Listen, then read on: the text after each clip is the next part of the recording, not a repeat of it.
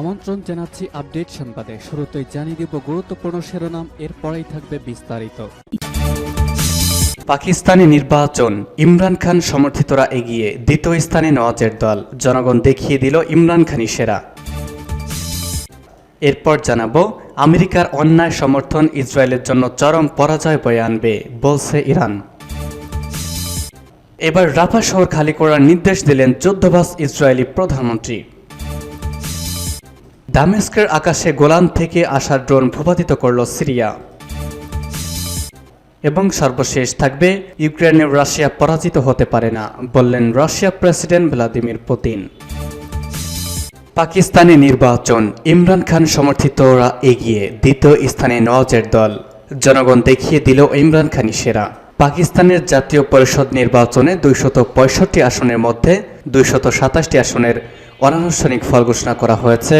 এর মধ্যে সাবেক প্রধানমন্ত্রী ইমরান খান সমর্থিত স্বতন্ত্র প্রার্থীরা 93টি আসন পেয়েছে। দ্বিতীয় স্থানে রয়েছে আরেক সাবেক প্রধানমন্ত্রী নওয়াজ শরীফের দল।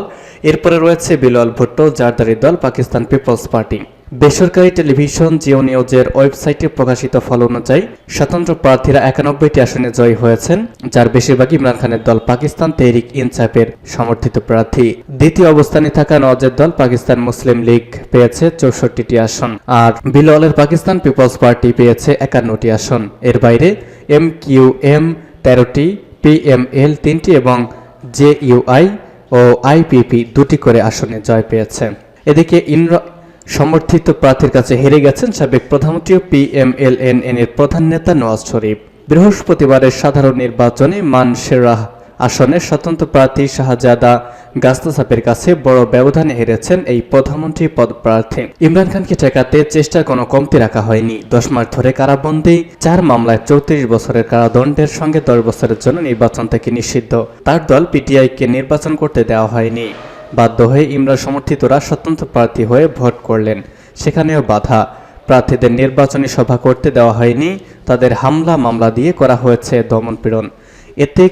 এত কিছুর পরেও মানুষ তাদের রায় দিয়েছেন, আর সেজন্যই ইমরান খানের পক্ষে তারাই 8 ফেব্রুয়ারির ভোটে ইমরান সমর্থিত স্বতন্ত্র প্রার্থীরা যা করে দেখালেন তা এক কথায় অবিশ্বাস্য, দুর্দান্ত। ইতিহাস তো বটেই। আমেরিকার অন্যায় সমর্থন ইসরায়েলের জন্য চরম পরাজয় বয়ে আনবে বলছে ইরান। ইহুদিবাদ ইসরায়েল ও এর যুদ্ধবাজ প্রধানমন্ত্রী বেনিয়ামিন নেতানিয়াহুর প্রতি সমর্থন অব্যাহত রাখার ব্যাপারে মার্কিন যুক্তরাষ্ট্রকে সতর্ক করে দিয়েছে ইরান। তেহরান বলেছে, এই ধরনের অন্যায় সমর্থন ইসরায়েলের জন্য চরম পরাজয় ছাড়া অন্য কোনো ফল বয়ে আনবে না।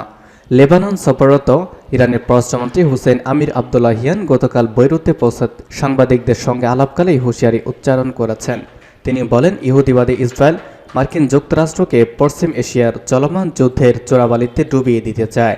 ইরানের পররাষ্ট্রমন্ত্রী বলেন, তার দেশ অক্টোবরের শুরুতে গাজা যুদ্ধ শুরু হওয়ার পর থেকে কথা বলে এসেছে যে ফিলিস্তিন সংকট সমাধানের উপযুক্ত পন্থা যুদ্ধ নয়, ইসরায়েল আগ্রাসন চালিয়ে গাজায় তার কোনো লক্ষ্য অর্জন করতে পারেনি বলে তিনি জোর দিয়ে উল্লেখ করেন। এজন্য তিনি ফিলিস্তিনি জনগণের পাশাপাশি লেবানন সহ গোটা পশ্চিম এশিয়ার প্রতিরোধ সংগঠনগুলোর অবিচলতার প্রশংসা করেন। আমির আবদুল্লাহিয়ান বলেন, লেবানন ও ফিলিস্তিনের প্রতিরোধ নেতারা চলমান যুদ্ধে কৌশলী ও বিজ্ঞচিত মনোভাব প্রদর্শন করেছেন। তিনি বলেন, আজ আমরা দেখেছি বিজয় ফিলিস্তিনি প্রতিরোধ সংগঠনগুলো হামাসকে সামনে রেখে একটি রাজনৈতিক পরিকল্পনা উপস্থাপন করেছে। গাজাবাসীর প্রতি সংহতি প্রদর্শন করে লেবাননে হিজবুল্লাহ যোদ্ধারা যে কার্যকর ভূমিকা পালন করে যাচ্ছে তার ভূয়সী প্রশংসা করেন ইরানের পররাষ্ট্রমন্ত্রী। তিনি ফিলিস্তিন ও লেবাননের প্রতিরোধ ফ্রন্টগুলোর শাহাদাতপ্রাপ্ত যোদ্ধাদের প্রতি গভীর শ্রদ্ধা জ্ঞাপন করেন। গত অক্টোবর মাসের শুরুতে গাজায় ইসরায়েলি আগ্রাসন শুরু হওয়ার পর এই নিয়ে তৃতীয়বার ইরানের পররাষ্ট্রমন্ত্রী লেবানন সফরে গেলেন। দেশটির শীর্ষস্থানীয় নেতা ও কর্মকর্তাদের সঙ্গে সাক্ষাতের পর তিনি সিরিয়া সফরে যাবেন বলে কথা রয়েছে।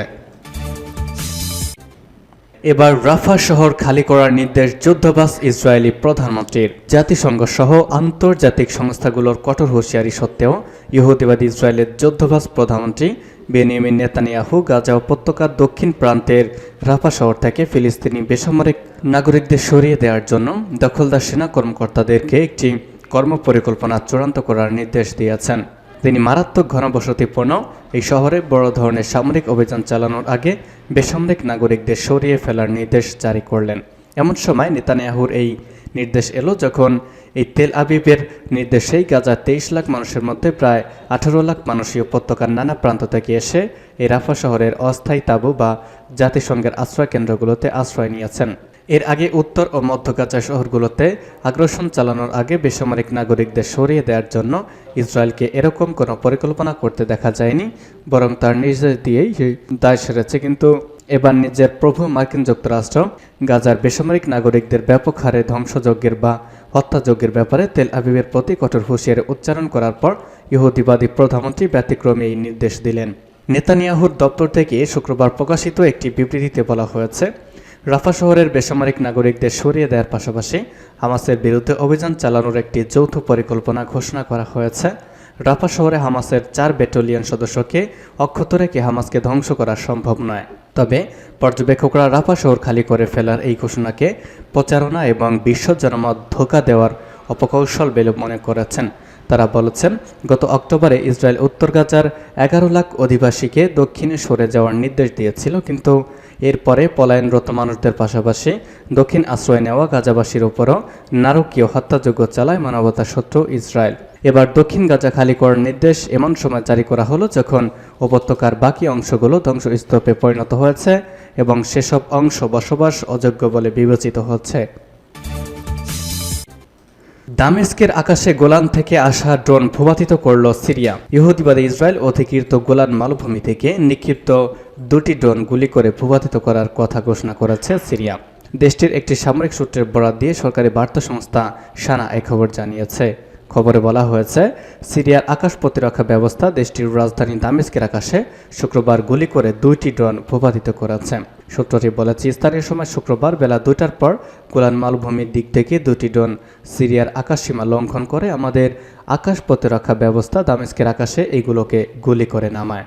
অধিকৃত গোলান মালভূমি থেকে কে বা কারা 2টি ড্রোন নিক্ষেপ করেছে তা প্রাথমিকভাবে স্পষ্ট না হলেও দখলদার ইসরায়েল সিরিয়ায় আগ্রাসন চালানোর জন্য সাধারণত এই মালভূমিকে ব্যবহার করে। 2011 সালে সিরিয়ায় বিদেশি মদদে সহিংসতা চাপিয়ে দেওয়া হলে এই গোলান থেকে দামেস্কের বিরুদ্ধে হামলা জোরদার করেছিল তেল আবিব। সেই সময় সিরিয়ায় তৎপর সন্ত্রাসীদের কেউ আহত হলে তাকে ইসরায়েল অধিকৃত সিরিয়ার গোলান মালভূমিতে নিয়ে চিকিৎসা দেয়া হতো।